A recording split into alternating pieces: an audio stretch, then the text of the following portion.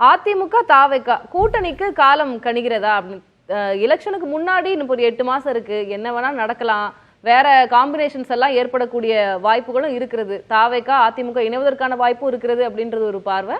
இல்ல அப்படிலாம் நடக்காது, அதிமுக வீக்கெண்ட் பண்ணி அந்த பொசிஷனுக்கு வரதான் விஜய் பார்க்கிறாரு அப்படின்றது ஒரு பார்வை. நீங்க எப்படி புரிஞ்சுக்கிறீங்க? நிச்சயமா அதிமுகவோட விஜய் கூட்டணிக்கு போகவே மாட்டார். விஜய் தனித்து தான் தேர்தலை சந்திப்பார். அண்ணன் ஜீவா அவர்கள் சொன்னதை போல இதுல ஒரு எஸ்டிபி மாதிரியான கட்சிகள், இந்த மாதிரி சின்ன சின்ன கட்சிகளை தான் விஜயால சேர்த்துக்க முடியும். பெரிய கட்சிகள் எதையும் சேர்த்துக்க முடியாது. ஒரு அதிமுகவை விஜய் எப்படி டீல் பண்றாருன்னா, இன்னைக்கு விஜய் ஜெயலலிதா அவர்களுடைய மறைவுக்கு பின்பு அதிமுக இருக்கக்கூடிய தொண்டர்கள் பல பேர்கிட்ட திமுகவானால ஜெயிக்க முடியுமா, தொடர்ந்து ஒரு 10 முறை தோல்வியை சந்திச்சிருக்கு இந்த இயக்கம். அப்ப இந்த இயக்கம் தொடர்ந்து தோல்வியை சந்திக்கும் போது ஒரு பெரிய மனக்குழப்பத்துல இருப்பாங்க. என்னதான் எடப்பாடி பழனிசாமி அவர்கள் அவருடைய ஆட்சி நல்லாட்சியாகவே இருந்திருந்தாலும் கூட நிறைய மனக்குழப்பங்கள் தொண்டர்கள் கிட்ட இருக்கு. இப்ப அந்த மாதிரியான சூழல்ல விஜய் குழம்பிய குட்டையில மீன் பிடிக்கலாம். நம்ம எதுக்கு அதிமுக போய் திட்டணும், நம்ம எதுக்கு அதிமுக விமர்சிக்கணும், அங்க இருக்கக்கூடிய மனக்குமுறல் இருக்கக்கூடிய தொண்டர்கள் கூட நம்மள ஆதரிக்கட்டுமே அப்படிங்கக்கூடிய ஒரு நிலைப்பாட்டுலதான் விஜய் ரொம்ப மென்மையா அதிமுகவை கையாளுறாரு. ஆனா விஜய் அவர்கள் நேற்று பேசியதுல இருந்து தெல்ல தெளிவா தெரியுது, விஜய் அவர்கள் அதிமுகவுக்கான கதவை அடைச்சிட்டாரு, முழுக்க கதவை அடைச்சிட்டாரு. கதவை மட்டும் இல்ல, ஜன்னல கூட இழுத்து அடைச்சிட்டாருன்னு தான் நினைக்கிறேன். ஆனா எடப்பாடி பழனிசாமி அவர்கள் ஒரு நம்பிக்கையோட இருக்காரு. இன்னுமே சரி ஏதாவது ஒரு மேஜிக் நடந்துராதா, அற்புதம் நடந்துராதா அப்படின்னு நினைக்கிறாரு. ஆனா நடிகர் விஜய் என்ன துணிச்சல்ல நிக்கிறாரு அப்படிங்கிற ஒரே ஒரு கருத்துல மாறுபடுறேன். என்னன்னா சிறுபான்மையினர் ஓட்டெல்லாம் விஜய் உடைக்கிறதுக்காக தான் பாஜக இறக்கியிருக்காங்கிற மாதிரியான ஒரு விமர்சனத்துல மட்டும் எனக்கு மாற்று கருத்து இருக்கு. ஏன்னா சிறுபான்மையினர் ஓட்டை பொறுத்தவரை திமுக காங்கிரஸ் கூட்டணி எந்த பக்கம் இருக்கோ அங்கதான் காலங்காலமா நம்ம தமிழ்நாட்டு அரசியல் காலத்துல விழுந்துட்டு இருக்கு. விஜய ஒரு சிறுபான்மையினர்கள் எல்லாரும் உடனடியா முதல் தேர்தலை ஏத்துக்குவாங்க, அவங்க மனக்குழப்பம் அடைவாங்க, ஒரு 13 முதல் 14% இருக்கிறவங்க மனசு மாறிடுவாங்கிறது மாதிரியான நம்பிக்கை இல்ல. விஜய பொறுத்தவரை அவர் எல்லாரும் வீட்லயும் அவருக்கு ரசிகர்கள் இருக்காங்க, அது சர்வ மதத்திலையும் இருக்காங்க, சர்வ ஜாதியிலையும் இருக்காங்க. சோ விஜய் என்ன இந்த தேர்தல்ல ஒரு கணக்கு போட வாய்ப்பு இருக்குன்னா, தேர்தல் ஆணையத்தினுடைய புள்ளி வரப்படியே 18 வயசுல இருந்து 30 வயசு வரைக்கும் இருக்கக்கூடிய இளைஞர்கள் ஓட்டு, நான் சொல்றது 18 இருந்து 30 வயதுல இருக்கக்கூடிய இளைஞர்கள் ஓட்டு மட்டுமே 1,04,00,000 ஓட்டு இருக்கு. அவர் இதைதான் நினைக்கிறார், மெயின் புள்ளியா இதைதான் நினைக்கிறார். இந்த இளைஞர்கள் ஓட்டை நம்மளால எடுக்க முடியும். அவர் முதல் கட்டமா என்ன நினைக்கிறாரு, தன்னை ப்ரூவ் பண்ணிடணும். ஒரு தேர்தல் ஆணையத்தால அங்கீகரிக்கப்பட்ட அரசியல் கட்சியா இந்த தேர்தல் அவருடைய இலக்கு திமுகவுக்கு மாற்று தான் தான் அப்படிங்கறத அவர் ப்ரூவ் பண்ணணுங்கிறதா அவருடைய அதிகபட்ச இலக்கா இருக்கும். அவருக்கும் தெரியும் நம்மளால நிச்சயமா முதல் தேர்தலில் வெற்றி பெற முடியாது. ஏன்னா திமுகவோ அண்ணா திமுகவோ களத்துல ஏற்கனவே வென்றவர்கள் இருக்காங்க, முன்னாள் அமைச்சர்கள் இன்னாள் அமைச்சர்கள் பலமிக்கவர்கள் போட்டி போடுவாங்க. விஜயால அவ்வளவு வேட்பாளர்களை முதல்ல ஒரு பலமிக்கவர்களை இறக்கிட முடியாது.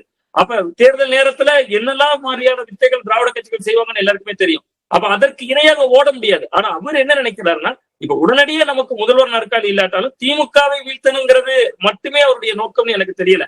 அவர் ஒரு ஆட்சி மாற்றம் வரணும், நம்ம முதல்வர் ஆகணும். அவருக்கு இன்னைக்கு நேற்று இல்ல, நீண்ட காலமா விஜய்க்கு அந்த ஆசை இருக்கு. நம்ம கிட்டத்தட்ட ஒரு 2009 காலத்திலே பார்த்தா ஈழத்தமிழர்களுக்காக ஒரு போராட்டம் நடத்தினதுல இருந்து தொடங்கி, ஸ்டெர்லைட்ல ஒரு துப்பாக்கி சூடு நடந்துச்சுன்னா ஸ்னோலின் வீட்டுக்கு போறதுல இருந்து தொடங்கி, அப்ப நீண்ட காலமா அவருக்கு அந்த ஒரு ஆசை இருக்கு. இன்னொன்னு பாஜக அவரை இயக்கும் என்பதுலயும் எனக்கு ஒரு சின்ன மாற்று கருத்து இருக்கு. அது எதனால இருக்கு அப்படின்னா, விஜயை ஜோசப் விஜய் என்று மக்கள் மத்தியில சொன்னது பாஜக.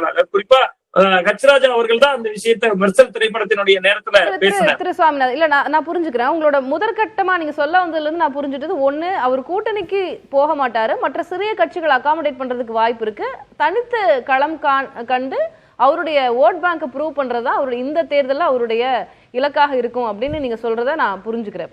இப்போ இந்த பக்கம் திரு பிரியன்னோ திரு ஜீவா அவர்களோ சொன்னதுல இருந்து பாஜக அதிமுக கூட்டணி இன்னும் டேக் ஆஃப் ஆகல, இன்னும் பெரிய அளவுல ஜெல் ஆகல, இன்னும் அதிமுக இன்வைட்டிங்கா இருக்காங்க, விஜய் வந்தா அவங்க சேர்த்துக்கலாம் அப்படின்ற ஒரு ஐடியால தான் இன்னும் இருக்காங்கன்றது அரசியல் நோக்கர்களுடைய பார்வையா இருக்கு. ஒருவேளை அதிமுக பாஜக கூட்டணியில இருந்து வருவார்களாயின் அதிமுக தாவேகா இணைவதற்கான வாய்ப்பு இருக்குமா? நிச்சயமா இருக்காது. விஜய் தனித்து மட்டும்தான். என்ன சவால், என்ன பிரச்சனை வரும் அதுல? இல்ல அங்க யார் முதல்வர், விஜய் தான் தெல்ல தெளிவா சொல்லிட்டாருல, எங்களை முதல்வர் வேட்பாளராக ஏத்துட்டு எங்களுக்கு கீழே வர்றவங்க வரலாம், கூட்டணிக்கு வரலாம், ஆட்சியில் பங்கு அதிகாரத்தில் பங்குங்கிறாங்க. கிட்டத்தட்ட ஒரு 30 ஆண்டுகளுக்கு மேல தமிழ்நாட்டை ஆண்ட ஒரு இயக்கம் அண்ணா திராவிட முன்னேற்ற கழகம். அந்த கட்சி போய் விஜய் நெகோசியேஷன் தான் அது அவங்க பேசுவாங்க. ஏன்னா விஜய் இப்பதான் கட்சி ஆரம்பிச்சிருக்கிறார், ஒருவேளை ஆந்திர பவன் கல்யாண் மாடல் மாதிரி பண்றதுக்கான வாய்ப்பு இருக்கு, டெபுட்டி சிஎம் அப்படியெல்லாம் பேசுவதற்கான வாய்ப்பு இருக்கு அப்படின்லாம் சொல்லப்படுது. இல்ல, திரைத்துறையில உச்சத்தில் இருக்கக்கூடிய நடிகர் விஜய் அவருடைய வார்த்தைகளிலிருந்தே சொல்றதா இருந்தா, என் உச்சத்தை விட்டு இறங்கி வந்திருக்கேன்னு சொல்லக்கூடிய விஜய் தன்னுடைய சினிமா கேரியரோட உச்சத்தை எல்லாம் விட்டுட்டு எடப்பாடி பழனிசாமி அவர்களை முதல்வராக்குறதுக்காக தான் அரசியல் களத்துக்குள்ள வந்தாருன்னு அவர் யோசிப்பார்ல. 2006 தேமுதிக எடுத்த ஓட்டு 8% மேல எடுத்த தேமுதிக 2011 அண்ணா திராவிட முன்னேற்ற கழகத்தோட கூட்டணி சேர்ந்த பின்பு அந்த கட்சியினுடைய நிலைமை என்னாச்சுன்னு விஜய் யோசிப்பார்ல. சோ அவர் தனித்து தனக்கு கீழே ஒரு அணி அமைக்கணும் அப்படின்னு தான் விரும்புவார். இரு திராவிட கட்சிகளோடு என்னைக்கு அவர் போய் சேர்ந்துக்கிறாரோ அன்னைக்கே ஒரு மாற்று இல்ல மக்கள் மத்தியில அவர் ஒரு மாற்று என்கிற ஒரு எண்ணத்தை தான் விதைக்க விரும்புறாரு. அந்த எண்ணமே அவருடைய கட்சியினுடைய அஜெண்டா. இன்னைக்கு அதிமுக அவர் அமைதியாக அதை விமர்சிக்காமல் இருக்கிறது. எனக்கு பின்னால 100 ஆண்டுகளுக்கு இந்த இயக்கம் இருக்குன்னு சொன்னாங்க விஜய் ஜெயலலிதா அவர்கள். ஆனா அதற்கு பின்பு நடந்த தேர்தல்கள்ல அந்த இயக்கம் தோல்வி அடைகிற பொழுது அங்க விரக்தியில இருக்கக்கூடிய தொண்டர்கள் ஓட்டை ஈர்க்கணும். திமுகவுக்கு மாற்று நான் தான் முன்வரிசையில் நிறுத்தணும். சோ 2026 தேர்தலில் விஜய் அவர்களுடைய அதிகபட்ச இலக்கே ஜெயிக்கிறது இல்ல.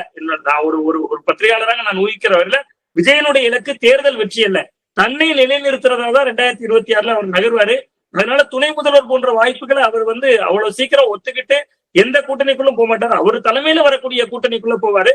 எடப்பாடி பழனிசாமி அவர்கள் சொந்த கட்சியில இருக்கிறவர்களே பலரை ஏற்றுக்கொள்ள இன்னொருவருக்கு முதல்வர் சீட்டை கொடுக்க கட்டாயமா அவரும் உடன்பட மாட்டாரு. எனக்கு அதுலயும் இபிஎஸ் இன்றைய அந்த டோன் இருக்குல்ல, தாவேக்கா குறித்து கேள்வி எழுப்பப்படும் போது அவர் அதுக்கு ரொம்ப ஒரு மாதிரி பூடகமா தான் பதில் அளிக்கிறாரு. விஜய் கூட்டணிக்கெல்லாம் வரமாட்டாருன்னோ அந்த மாதிரி எதுவுமே சொல்லல. இன்னுமே அவங்க கதவை திறந்து காத்திருக்கிற மாதிரி தான் ஒரு பேச்சு, அவருடைய டோன் வெளிப்படுது. அப்ப அது ஏன் நினைக்கிறீங்க? இல்ல அது எடப்பாடி பழனிசாமி அவர்கள் இப்ப கூட்டணிக்கு விஜய் வருவாராங்க இல்லன்னு சொல்லிட்டா கீழே தொண்டர்கள் நமக்கு அப்ப ஓட்டு பிரியுது, நம்மளால ஆட்சிக்கு வர முடியுமான்னு கிரவுண்ட்ல அவருக்கு அது பாதிப்பு ஏற்படுத்திடும். கீழே கடைக்கோடியில கிராமங்கள்ல ஊர்கள்ல இருக்கிறவங்க விஜயும் அதிமுகவும் சேர்ந்தா திமுக வீழ்த்திடலான்னு தொண்டர்கள் மத்தியில பேச்சு இருக்கு. அப்ப ஒரு தலைவரை அவர் தொண்டர்களுக்கு நம்பிக்கை விட்டணும். இவர் வந்துருவாரு அவர் வந்துருவாரு. ரொம்ப சுருக்கமா கடந்து முடிந்த நாடாளுமன்ற தேர்தல மெகா கூட்டணி அமைப்பேன்னு தேர்தலுக்கு தேதி அறிவிக்கிற வரைக்கும் சொல்லிட்டு இருந்தாரு எடப்பாடி பழனிசாமி அவர்கள். சோ அப்ப அது தொண்டர்களுக்கு கொடுக்கக்கூடிய நம்பிக்கை வார்த்தை தானே ஒழிய அதனால விஜயோட அவர் வந்துருவாரு. எடப்பாடி பழனிசாமி அவர்கள் சொன்னதெல்லாம் செஞ்சிருக்காரு, அவர் வாயிலிருந்து வந்தாலே அந்த வார்த்தைக்கு அவ்வளவு தூரம் ஒரு முக்கியத்துவம்னு நான் பார்க்கல. ஏன்னா ஒரு அரசியல் கட்சி தலைவரை அவர் அதை தான் செய்ய முடியும். தொண்டர்களுக்கு நம்பிக்கை விட்டுகிறார் விஜய் வந்துருவாரு அப்படின்னு. இன்னும் பல கட்சிகள் வரும். அவர் கேட்டா திமுக கூட்டணியிலிருந்து யாராவது வருவார்களான்னு கேள்வி கேட்டா கூட அவர் ஆமா வருவாங்க, நீங்க பார்க்கதான் போறீங்க என்பதுதான் அவருடைய பதிலாக இருந்திருக்குன்னு நான் பார்க்கிறேன். நம்ம தொடர்ந்து பேசலாம் திரு சுவாமிநாதன்.